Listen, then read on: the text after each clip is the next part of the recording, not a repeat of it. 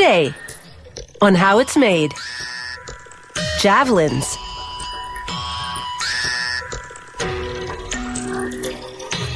Cuckoo clocks. Hearts of palm. And windshield wipers.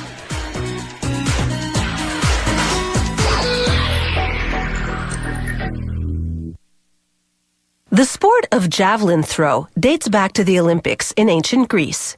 The athlete sprints down a runway and, just before reaching a line on the ground, hurls the javelin forward. For the throw to count, the athlete can't step over the line and the javelin has to land point first in the ground.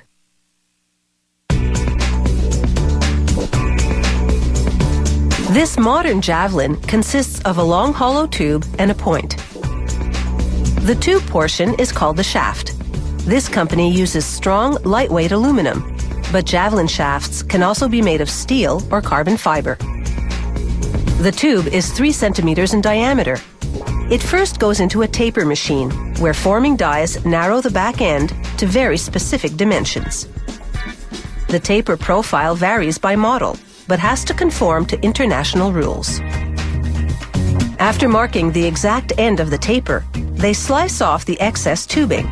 The shaft is now its final length, 2.2 meters for a women's model and 2.6 meters for a men's. A straightening machine sandwiches the shaft between 2 hydraulic cylinders. They apply extreme pressure, straightening any large bends. This is just a preliminary straightening. The final one comes later. Next, working strictly by eye, a specially trained technician sands the shaft, fine-tuning it to a very precise diameter and weight. The javelin's point section is made of steel tubing that's a hair wider than the shaft. After tapering the front, they saw off the excess, making the point around 30 centimeters long. Now for the point's steel tip that jabs into the ground. They position it in a holder, place the point body behind it, then weld the 2 parts together.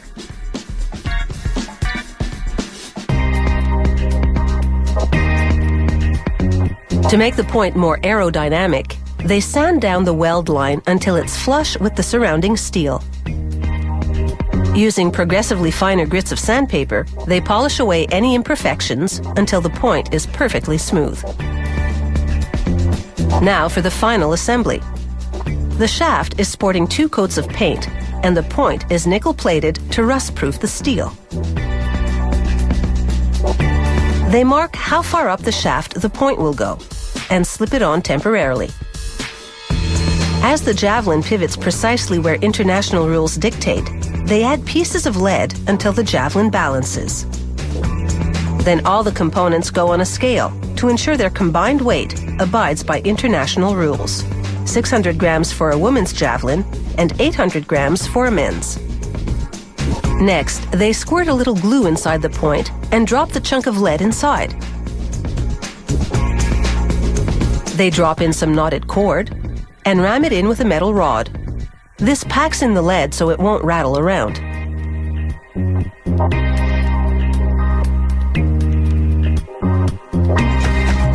They use glue to adhere the point to the shaft.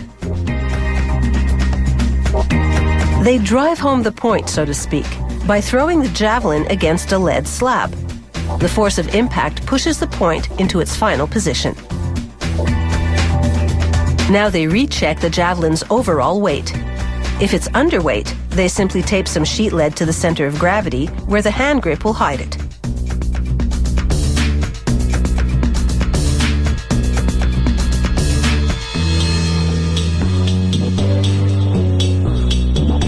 Using a gauge to measure the grip's permissible length, they mark the grip position at the center of gravity, then mount the javelin on a lathe and coat the marked area in glue.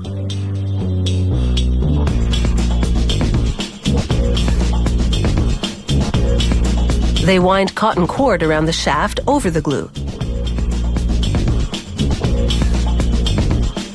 Before cutting the end, they verify the length of the grip with the gauge. They apply 2 decals, one bearing the company name the other a safety warning. But no seal of approval just yet. The javelin still has to undergo a final straightening. This takes an expert eye and a small hand-operated press to straighten out any bends. It's all a question of aerodynamics. The straighter the javelin, the more likely it is to go the distance.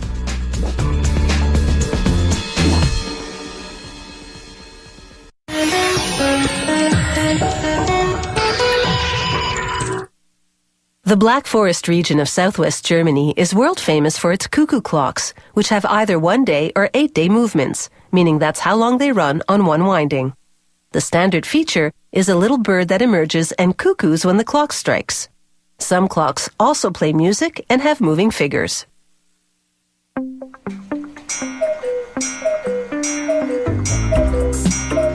The intricate carvings that decorate many cuckoo clocks start out as a block of linden, a soft wood that's easy to carve. An artisan first outlines the basic shape using a stencil and paint, then cuts it out with a jigsaw. Here he's cutting 3 blocks at once. To steady the piece, he mallets it to nails protruding from a block of wood. Then he begins carving, using up to 50 different knives to sculpt exceptionally fine detail. The clock cases these carvings decorate are made of pine or plywood, depending on the model. Often a case has no carving at all. Instead, an artist paints an elaborate design. Some cases feature a combination of painting and carving. The technical artistry is on the inside. The clock's brain, called the movement, is a system of brass and steel gears. It keeps time and triggers the cuckoo function.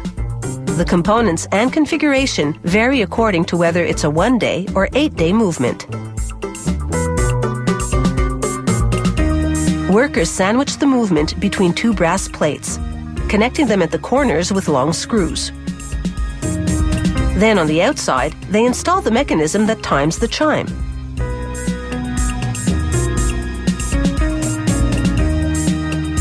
Next, the steel wire on which the cuckoo bird will perch. Then last but not least, the reels that'll move the clock hands. The factory runs every finished movement for 2 days straight to ensure it functions perfectly.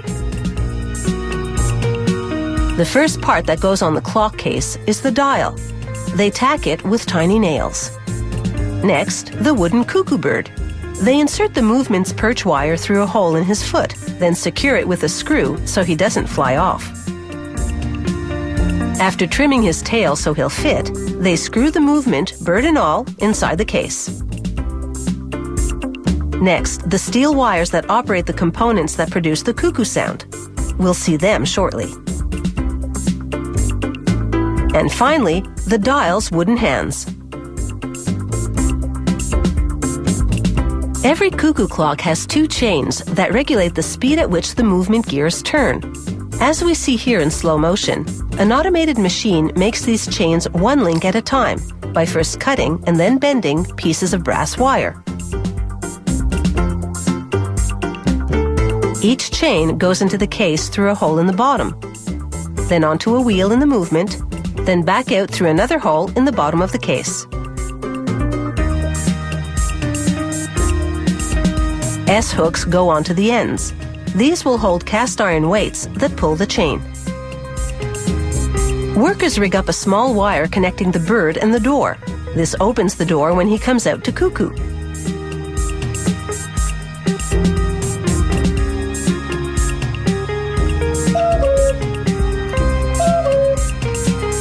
As this demonstration shows, the bird's cuckoo is actually the sound of air pumping in and out of 2 miniature bellows.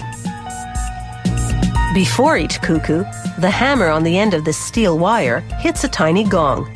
The number of gong cuckoos indicates the hour. After connecting the bellows to the movement, there's just 1 step left: running a wire from the movement through the bottom for the pendulum. The technical choreography can now begin. Winding up the clock raises the chain, pulling up the weight on the end, As the weight falls back down gradually, it pulls the chain, which turns the movement, which drives the hands of the clock. The pendulum regulates the pace. At this factory, a clock gets the seal of approval only after a 2-day test run, during which it must perform impeccably. It's this attention to detail, both artistic and technical, that makes these traditional German cuckoo clocks such timeless treasures.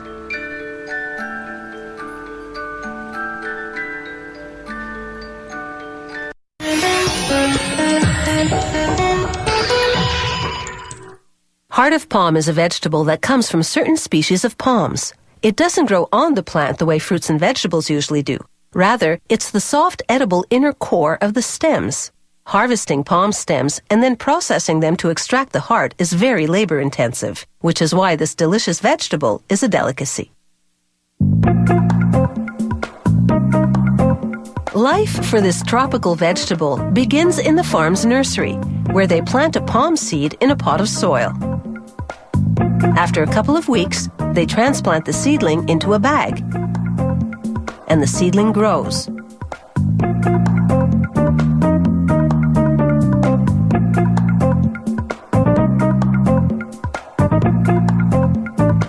Life in the nursery is one of routine, scheduled feedings of fertilizer, regular weeding, and a daily shower.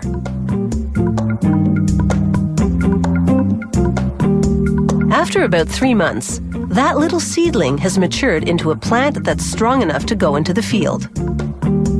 Workers remove it from the bag gently, careful not to harm the roots. Then they plant it in loose soil.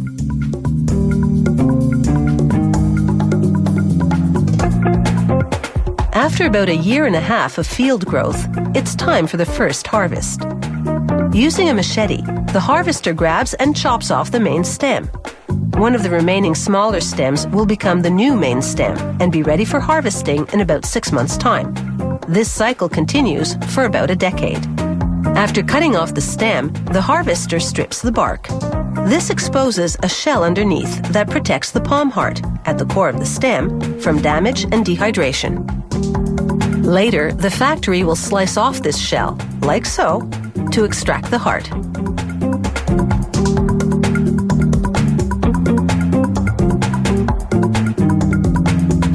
Once the stems arrive at the factory, they go into a basin of water immediately. This prevents dehydration. Next, workers load them on a conveyor belt, lining the bases right up against the edge.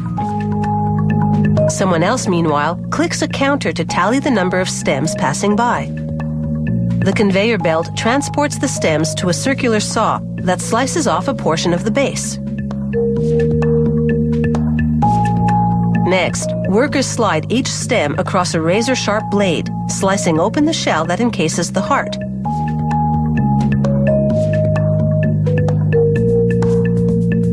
With a quick twist, the shell comes off, and they place the heart on a conveyor above. Further down the line, the hearts run against another circular saw, which slices off what's left of the base. Next, a row of saws spaced 15 centimeters apart cuts each stem into pieces. Now the hearts of palm are just the right size for packaging. In the field, the stem's bark and outer shell acted as a dirt barrier. Still, the hearts get a rinse in cold water before going into the jar. Each jar has to contain a specific weight and number of pieces.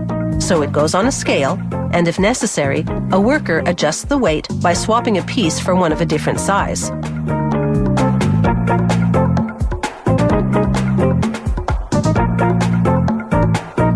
The jars now move on to a machine that fills them with brine, a special recipe of water, salt, and citric acid that acts as a preservative. The brine-filled jars then go into a hot steam machine. It heats the liquid for about 10 minutes, almost to the boiling point. This forces all the air out of the hearts, preparing them for pasteurization. On the way to the pasteurization chamber, the jars pass through a capping machine. Then, under an inkjet printer head, which applies the lot number and product expiration date. Now it's into the pasteurization chamber for an hour and a half. The intense heat, 97 degrees Celsius, kills off any microorganisms lurking inside the jars. After a 1-week quarantine period, to ensure the hearts of palm don't deteriorate in any way, the jars are ready for labeling. The brine and pasteurization combined give the sealed container a 4-year shelf life. So whether served alone, in a salad, with pasta or rice, these hearts of palm are guaranteed to be as fresh as they are tasty.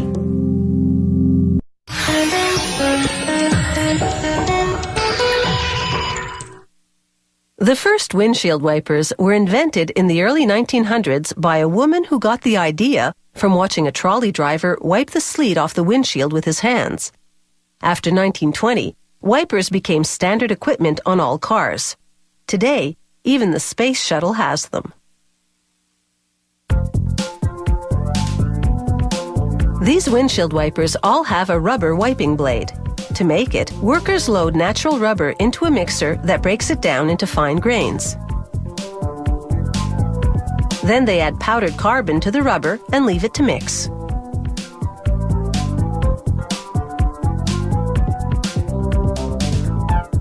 After several hours, a worker cuts the rubber away from the mixer and feeds it into a heat treating machine. Next, the natural rubber strips enter an extrusion machine, which will combine them with strips of synthetic rubber. The rubber extrudes through this steel die to form a continuous profiled band.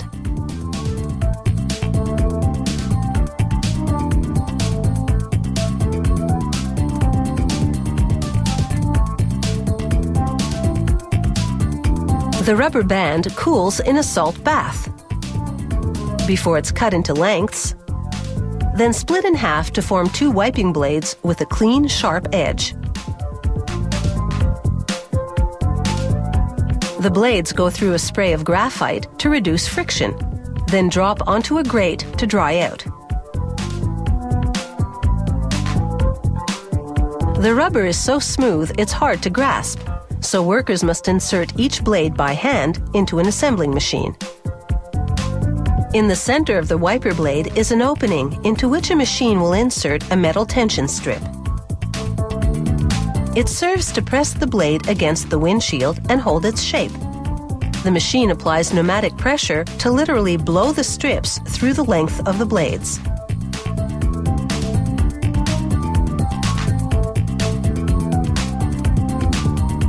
This steel coil feeds into a stamping machine that repeatedly cuts and bends it to form brackets. These brackets connect the windshield wiper blades to the wiper arm and give them the shape they need to wipe on curved windshields. The brackets come out of the machine in rows, still attached to the edges of the coil.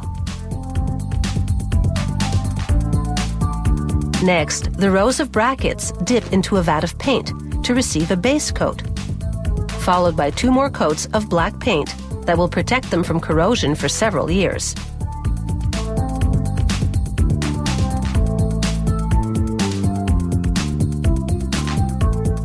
Assemble all these pieces together and you'll have this complete windshield wiper. Thanks to this machine, it's a fully automated process. First, it sets a plastic joint on the smallest brackets, then clips them 2 at a time onto a larger middle bracket.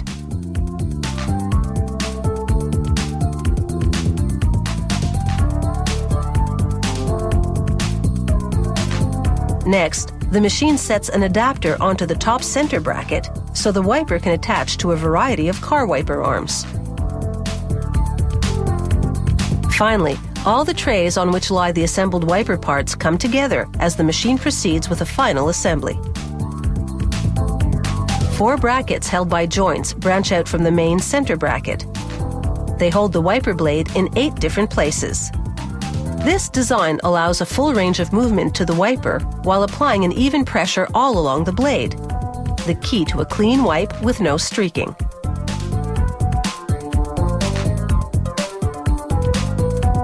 The completed wipers come off the assembler 2 at a time.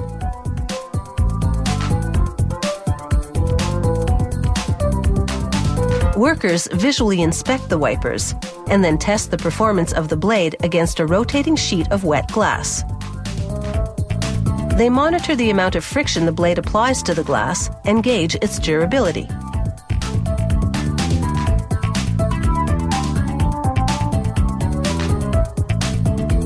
Finally, they test the wipers on an opaque black windshield that reveals just how well they work.